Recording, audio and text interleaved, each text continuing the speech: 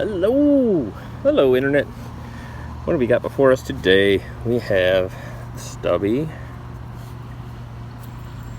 and the Biton. And this camera's awfully close. I was trying to get a good angle on this and just not getting it. But I thought I'd do a little compare and contrast here. So let's move these out of the way. Let's set these down. Let's move this up a tiny bit so I have some room to work. There we go. There we go. So I kind of want to do a compare and contrast. You guys know when I talked about the Biton and I talked about the Stubby, I kind of really wanted to get my hands on them both for a little bit and kind of talk about the similarities and the differences, because, you know, when this came out, it was a little controversial to this guy, and I've also had the time to do a bit of custom work to this and custom work to this to try to keep things fair. So while it's not necessarily maybe the most perfect circumstances for the type of video that I'm looking to have this be, I thought we'd, I thought it's better than nothing. So let's start with this guy. So first things first, I did thin the arms here quite a bit. It actually makes it much closer to a Stubby profile than it was initially. And again, that was one of my biggest problems with this, is this little ridge here. The other problem I've had, you've seen if you watched all my videos, these buttons are terrible. But to be fair, the buttons on the Stubby are kind of not really all that awesome either. So they both have stealth hybrid ceramic bearings in them. I was looking for some bearings with some spin time, because I've heard good spin time things about this, the way the mass is distributed on the Stubby. And this Biton is also, it's taking after the Triton, which is like the spin time champ out there, right? So they've both got the similar bearings in them right now, and so let's kind of talk about the differences between the two and the similarities. So really the only similarities is the profile, right? They've got a curve on the outside, in the shape of, if you were to complete this connection, you would have a circle. Same thing with this. If you were to complete this same curve, you'd end up with a circle, and you've got these flats. And you've got these flats here, and that's really about it. If you start picking the profile apart further, this swoops up and then comes up to an angle. This had one kind of continuous curve without actually a sharp edge. Even once I've taken those ridges out, I still maintain that. This can stand on its side. This cannot. It's got these little ridges there. This is significantly thicker, all things considered, so it adds quite a bit of weight. I don't have my scale with me. I'm sure somewhere I've weighed them, but this definitely feels quite a bit heavier. It's also thicker in the middle, so the Stubby is actually pretty slim, where this gets thicker in the middle. You've got, again, these flat surfaces versus these angled surfaces here, so they really have very different spin characters.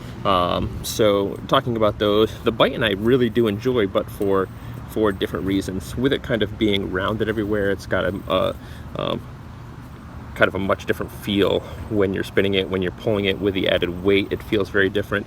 I really do like these flats on the side. They really give good spot for your finger to get on and pull.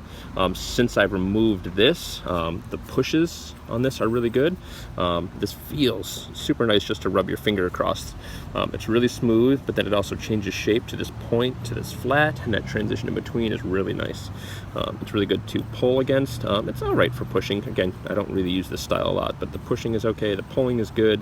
It feels really nice and smooth. Again, maybe that's not 100% fair because I've customized it a bit, but you guys can do the same thing. If you get a spinner, you don't like something about it, switch it up. So that would have been a negative, but I fixed it. So the buttons just don't offer enough grip, but neither do they on the Stubby. So really just a very different feeling spinner. Still got the same judder. I think the judder is the best word for it. It's really not wobble, because it's they're both pretty well balanced, although this is probably the best balanced spinner I've got.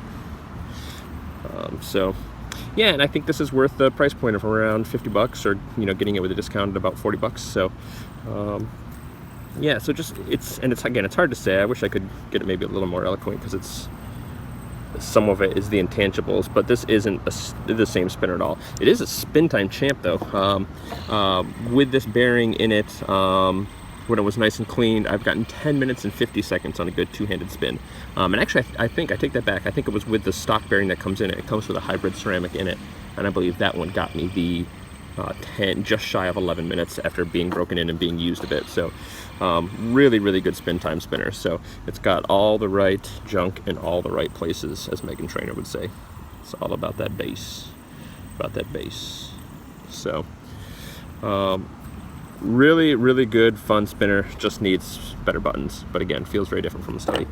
The Stubby, on the other hand, is this really, it's got, in stainless steel, this really nice weight to it, good weight distribution. It's not very heavy. It just feels really, really nice. It's becoming one of my favorite bar spinners. It's slowly climbing up through the rankings. I'm probably gonna have to do like a monthly top 10 video, or maybe a top 5, and revisit it, because this fits in there somewhere. I'm just not sure where, but I definitely prefer it to the Biton. So if you guys are at all worried, oh, I got a Stubby, I should just save my money and got a Biton, it's the same thing. Nope, very different spinners, and still I think the better spinner for sure, without question. So even though it doesn't have the flat sides that this does, you know, there's still a corner there that your finger can get a hold of and get on really well. The pushes work a little better in my opinion, probably because it kind of comes up to this flat, so that angle's a little sharper. So when you go to push, it works really good. Same thing with the pulls. In fact, it's easier to catch on the outside, I've found as well. So if you do like this sort of fidgeting, the pushes and the pulls are definitely better on a Stubby. It's got the narrower waist, so it's, especially with thinner profile buttons, it just has a sleeker feel to it. So yeah, you know, these are like stylish baggy jeans, and this is like a you know, 3-piece suit, right? This is just sharp. I like my analogies. I think they go a long way to explaining things that you might otherwise have trouble articulating. So spin's really good as well on a vertical spin with a bearing that's in it, with it really cleaned. I think under perfect circumstances I got 8.5 minutes for a stainless steel Stubby on a vertical spin, so not too bad, but on average it seems to be about 7 minutes vertical and about 5 and change horizontal.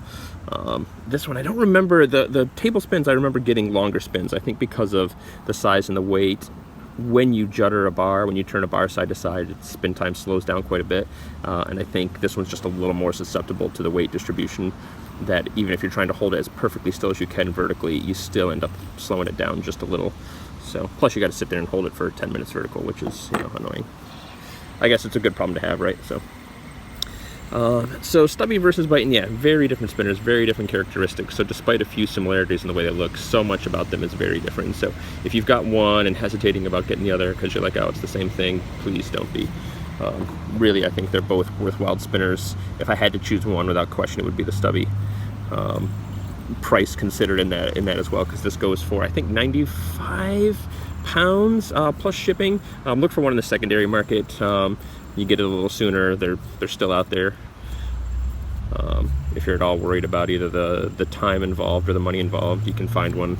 Again, get one like mine that was not really bad. It was actually in better shape than I even thought it was. But get one that's a little beat up. Throw a new bearing in it. So, but yeah, so Stubby versus Biton. And again, this was a versus video, so we're really just talking about these two. If there's other similar styles, we're not talking about those. We're not talking about this against all other bars. It's just a Biton versus a Stubby with some Hobby Timmy customization to, you know, keep all things fair and all things even. So yeah, any other thoughts and opinions on it? I think this is one that probably definitely has some debate and discussion that can go along, so feel free to drop it in the comments. So if we do this, whoa, whoa, whoa, whoa, whoa. All right, take it easy, y'all. I'm out.